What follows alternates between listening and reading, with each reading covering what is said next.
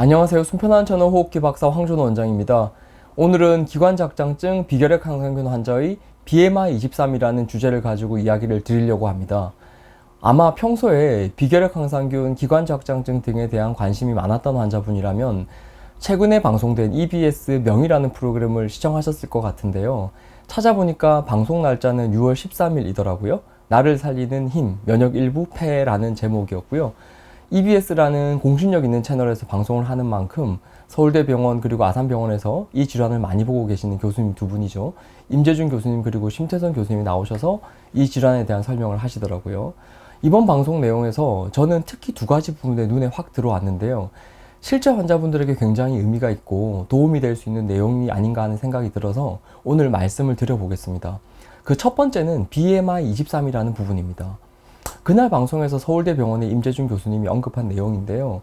비결핵 항상균은 마른 사람일수록 걸릴 확률이 높아지고 체중이 많이 나갈수록 고생할 확률이 낮아진다는 설명과 함께 체질량 지수죠. 살찐 정도를 의미하는 BMI가 23 정도를 유지하는 것이 중요하다. 이렇게 언급을 했는데요. 저는 솔직히 말하면 이 단어를 이렇게 보는데 정말 속이 뻥 뚫리는 기분이 들었습니다.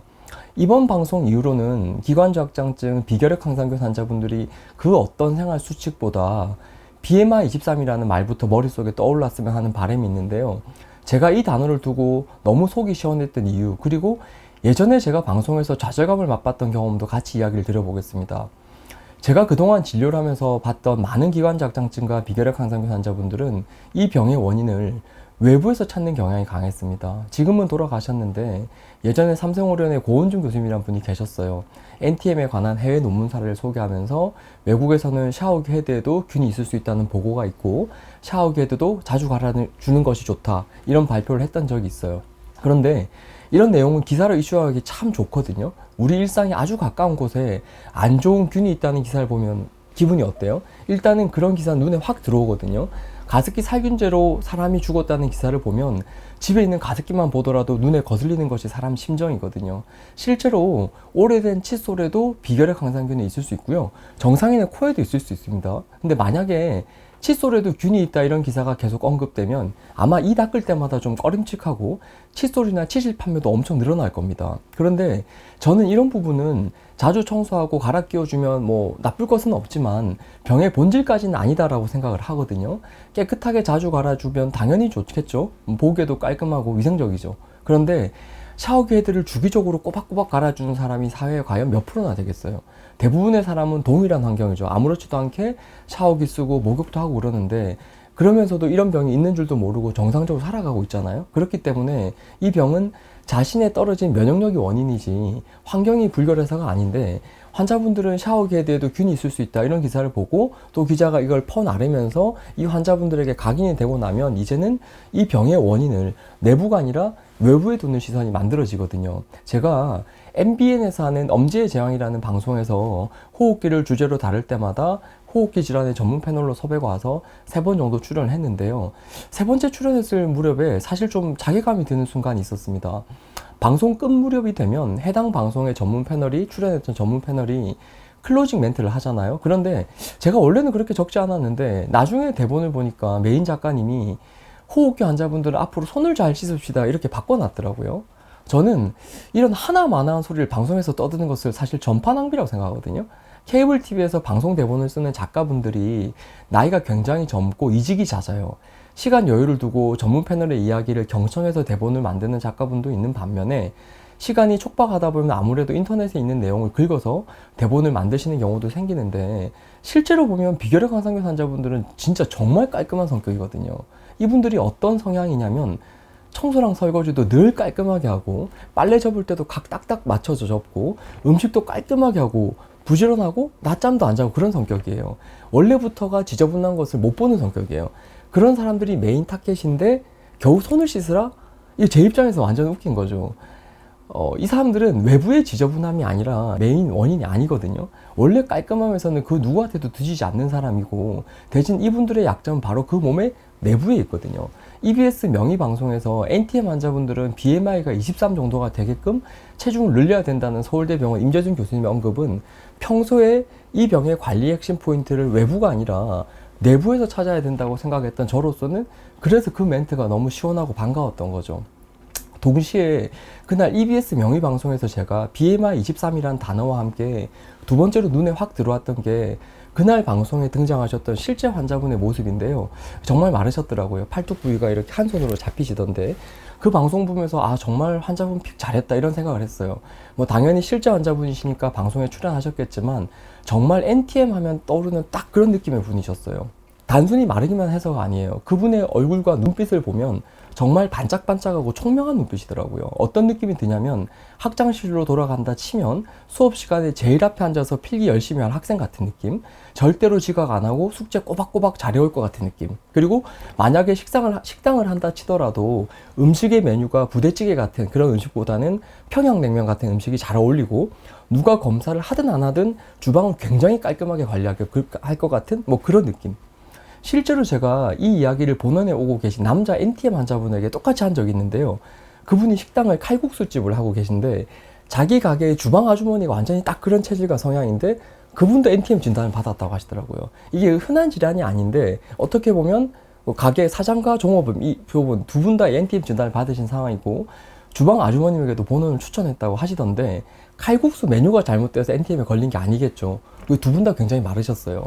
실제로 NTM 또는 기관지학장증으로 내원하시는 분들을 보면 8대2 정도의 비율로 팔은 날씬하고 마른 사람이고요. 이는 보통 체격의 사람인데 말을 하는 직업이거나 큰 정신적 스트레스 등을 받으면서 입마름을 가지고 있는 분들이거든요. 대학병원은 매우 많은 환자들을 짧은 시간 안에 봐야 되는 진료 상황이고 서울대 병원이면 그 중에서도 가장 유명한 병원이고 환자분들이 많이 몰리니까 아마 더 그렇겠죠. 그렇다 보니 진료하시는 교수님의 입장에서는 검사실에서 시행한 혈액검사, 뭐 흉부 CT 정상 이런 자료 외에는 아마 살펴볼 시간이 없을 겁니다. 당연히 뭐 질문 등을 주고받고 있을 시간 여유가 없겠죠.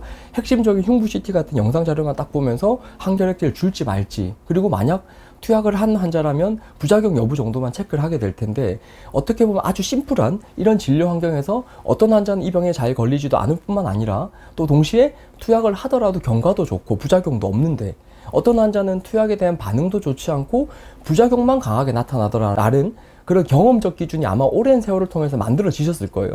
그게 어쩌면 임재준 교수님 입장에서는 BMI 23일 수도 있을 거고요. 그래서 이번에 체중이 중요하다는 이야기와 함께 구체적 기준까지도 그날 EBS 방송에서 제시하셨겠죠. 저는 예전부터 이 체중과 살이 안 찌는 체질이라는 이 부분을 아주 중요하게 생각을 했기 때문에 호흡기에 적용해야 할 여러 가지 생활 수칙이 혼재가 되었을 때도 더 중요한 것과 덜 중요한 것의 순서를 정해야 된다는 의견을 블로그에 남겨놓기도 했었는데요. 예를 들면 이런 겁니다. 분당 서울대병원의 김영준 교수님이라는 분은 이제 환자분들에게 숨이 찰 정도로 뛰라는 말씀을 하시거든요. 자, 그런데 질문을 한번 해볼게요. 환자분은 진짜 그 말 듣고 열심히 뛰었어요. 뛰고 걷고 막 했어요. 그런데 너무 그 말을 듣고 열심히 해서 그런지 몰라도 체중이 빠졌어요. 자, 그러면 그 환자분은 앞으로 어떻게 될까요? 사실 이 부분이 진짜 중요하거든요. 충분히 이런 상황이 있을 수 있잖아요. 이게 디테일이고 명품은 디테일에서 결정되는 말도 있잖아요.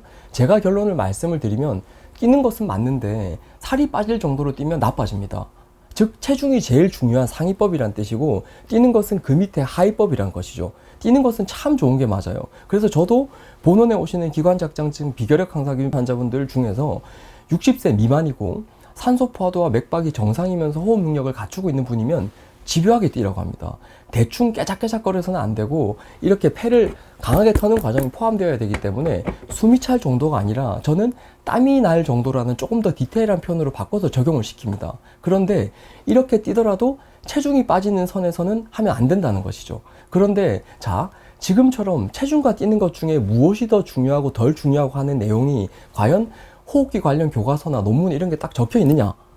시청자분들이 생각하기에는 적혀 있을 것 같으세요? 아닙니다. 적혀 있진 않아요. 이건 진료하는 분들의 오랜 세월을 두고 경험을 해봐야 알아요. 쉽게 말하면 실제 해보니 그렇더라가 정답이에요. 실제로 치료를 해보면 체중은 이 질환에서 정말 중요한 부분이 왔습니다. 저는 체중이라는 요인을 오뚜기의 중심으로 비유하기도 하는데요. 가벼운 오뚜기는 흔들리다가 툭 넘어가기도 하잖아요. 그런데 중심의 무게가 딱 잘 잡혀있는 오뚜기는 이 흔들리더라도 균형을 딱 잡고 버텨내는데, 체중이 그런 요인이에요. 체중이 있는 분들은 내부적인 변화들이죠. 나이가 든다거나 계절적인 변화가 뭐 강하게 온다거나 추운 계절, 또는 직업중, 말을 하기도 하고 애를 보긴 하는 할머니들, 변수들에 대해서 확실히 잘 버텨냅니다. 오뚜기에서도 그렇고 배에서도 평형을 잡는 평형수가 있잖아요. 그 평형수를 확보하고 있어야 이 파도가 배에 쳐도 배가 넘어가지 않는 것처럼 체중은 이 질환에서 그런 역할을 합니다. 체중 같은 요인들 외에도 환자가 힘들다고 하는 내용, 주로 실수하는 부분, 살이 안 찌는 분들은 왜 안 찌는지, 체중이 느는 분들은 어떤 과정을 거쳐서 살이 쪘는지 등을 저는 오랜 세월을 과정을 통해서 몸으로 때우면서 겪었거든요. 한의원 원장이라는 진료의 특성상 저한테는 뭐 안 하는 말이 없어요. 저는 전쟁으로 치면 후방에 있는 원스타, 투스타 같은 높은 사단장이 아니죠. 진짜 최전방에서 전쟁 바로바로 치르고 있는 야전 사령관이거든요. 예를 들면 분당 서울대에서는 환자분들이 가습기 써도 됩니까? 라고 이런 질문을 하면 김영준 교수님은 가열식 가습기를 쓰세요라고 하고요. 삼성의료원의 전병훈 교수님은 가습기를 아예 쓰지 말라고 합니다. 이럴 때 환자분들은 정말 헷갈리거든요. 삼성의료원에서 진료를 받고 온 어떤 환자분들은 주변에 환우들이 있으면 대학병원에서 가습기를 쓰지 말라고 들었다라고 할 거고, 분당 서울대병원 다녀오신 분들은 가습기를 쓰려면 가열식 가습기가 좋다더라 이렇게 말을 할 거란 말이에요. 누구 말이 맞을까요? 저는 사실 환자분들한테 이런 부분들에 대한 답을 주고 싶었어요. 체중도 그래요. 이번에 임재준 교수님이 BMI 23을 기준으로 제시를 했어요. 자, 그런데 실제 환자분들이 BMI 23에 도달할 수 있을까요? BMI 23이 대략 체중이 어느 정도 나가야 되는지 표를 한번 제가 여기 띄워드릴게요. 근데 나이와 성별에 따라서 약간 차이는 있지만 대략 이 표가 기준인데요. 즉 160cm 정도 되는 여자분의 키라면 59kg가 나가야 됩니다. 근데 실제 현장에서는 이렇게 되기가 정말 어렵습니다. 실제 이제 NTM 환자분들의 BMI는 17에서 20 정도에 제일 많이 몰려 있거든요. 원래 성공적인 체중 증가가 자기 몸무게의 기존의 몸무게의 10% 증량이라고 한다면 이분들은 원래 자기 몸무게에서 거의 20% 정도를 증량해야 되는데 이게 상당히 버겁습니다. 그러면 이렇게 비현실적일 것 같은 목표를 제시하는 것이 대학병원 교수님으로서 맞는 목표 제시인가? 저는 맞다고 생각합니다. 목표를 그렇게 제시를 해야 낮은 BMI에 속한 환자분들이 지금 이 상황이 안전하지 않다, 이걸 깨닫게 될 테니까요. 그리고 동시에 환자분들은 BMI 23이 의미하는 것이 무엇일까도 동시에 생각해 볼 필요가 있습니다. 자, 실제로 BMI 23 정도가 되면 환자분의 몸에서 과연 무슨 변화가 생기기 때문에 이런 말이 나왔을까요? 그 생각을 해봅시다. 체중이 늘면 살이 붙으면서 가죽이 두꺼워지겠죠. 살이 붙으니까. 자, 이렇게 되면 몸이 추워질까요? 더워질까요? 또 하나의 질문을 제가 할게요. 자, 살이 찌면 몸이 건조해질까요? 촉촉해질까요? 답은 아시겠죠? 네, 그렇습니다. 살이 찌면 몸이 따뜻하고 촉촉해집니다. 이게 매우 중요한 변화입니다. 우리 호흡기는 이 폐포 안에 따뜻하고 촉촉한 이 수증기를 가지고 있어요. 이걸 원하고 있다는 뜻이에요. 이 상태가 유지가 될 때 기관지 여기 상부에서는 점액손목 운동으로 쫙쫙 밀어내고, 그걸 뚫고 들어온 애들은 세포 면역이 안정화시키면서 가는데, 이 수증기와 반대되는 조건이 바로 차고 건조한 것이죠. 명의 프로그램에 나오셨던 팔뚝이 정말 얇았던, 자기 한 손으로 잡히던 그 여성분은 몸이 따뜻하고 촉촉할까요? 아니면 차고 건조할까요? 이게 바로 면역의 본질이거든요. 제가 늘 실제 환자를 보면 숫자로 확인하는 세 가지죠. 체중, 산소 포화도, 맥박 확인하고, 그 다음에 혀 한번 내밀어 봅시다. 혀 보고, 입마름과 설진 확인하고, 땀의 유무를 통한 심장의 펌핑 질, 이걸 확인하는지, 그 손톱색도 보고, 이게 아마 이제 어렴풋이 그 흐름이 이해가 되실 겁니다. 제가 유튜브를 하든 블로그를 하든 제일 첫 글을 보면 호흡기에서 면역력이란 이 질문부터 글을 쓰고 이제 시작을 하는데요. 기관지 확장증 비결핵 항상균의 치료는 이 두 가지가 핵심 과정이 있는데, 하나는 가래 빼기, 하나의 큰 틀은 가래 빼기고요. 하나는 체질 개선인데, 이 체질 개선 파트에서 핵심 키워드가 그렇기 때문에 체중, 침, 땀 이렇게 되는 겁니다. 자, 그런데 유튜브나 블로그의 면역력의 핵심과 본질은 무엇이다? 이 이야기는 제일 첫 글에 제가 적어 놓았으면서, 근데 그 이후로는 조심해야 될 뭐 취미, 직업, 가습기, 온욕, 에어로빅과 등등 그런 이야기를 왜 더 많이 하느냐? 왜일까요? 바로 체중이 절대 쉽게 찌는 것이 아니기 때문입니다. 제 핸드폰에 음성 메모 폴더를 보면 치료 과정에서 살이 찌는데 성공했던 분들이 나눴던 많은 대화가 녹음되어 있어요. 실제 환자분이 오면 같이 듣기도 하고 그래요. 그런데 이게 절대 쉽게 뚝딱 되는 게 아니에요. 실제 치료를 해보면 BMI 23은커녕 BMI 21도 만들기가 쉽지가 않아요. 그러면 그분들은 그럼 손을 놓고 있어야 되느냐? 이건 아니잖아요. 사회에는 BMI 20 정도에서도 이런 질환이 있는지도 모르고 아무렇지 않게 뭐 살아가고 있는 사람들이 압도적으로 많죠. 그리고 간혹 BMI 24 정도로 살집이 있는 분들 중에서도 NTM 진단받고 오시는 분들이 있단 말이에요. 이 병은 재수가 없어서 걸리는 병이 아니고요. 또 우연히 낫는 병도 아닙니다. 이유가 있어서 걸리는 병이고 BMI는 비록 23이 안 될지라도 극복할 수 있는 병이거든요. 실제 NTM 환자분들은 상황이 참 난처할 때가 많아요. 뭐 체중을 지금처럼 늘려야 된다는 설명을 들었지만 정작 병원에서 주는 항결핵제를 먹고 나면 설사하면서 또는 소화가 안 되면서 체중이 늘기는커녕 오히려 빠지는 경우가 훨씬 더 많단 말이에요. 대학병원 교수님들도 그래서 고심을 많이 하시겠죠. 제가 진료를 하다 보면 항결핵제를 바로바로 쓰는 대학병원이 있는 반면에 아주 신중하게 쓰는 병원이 있어요.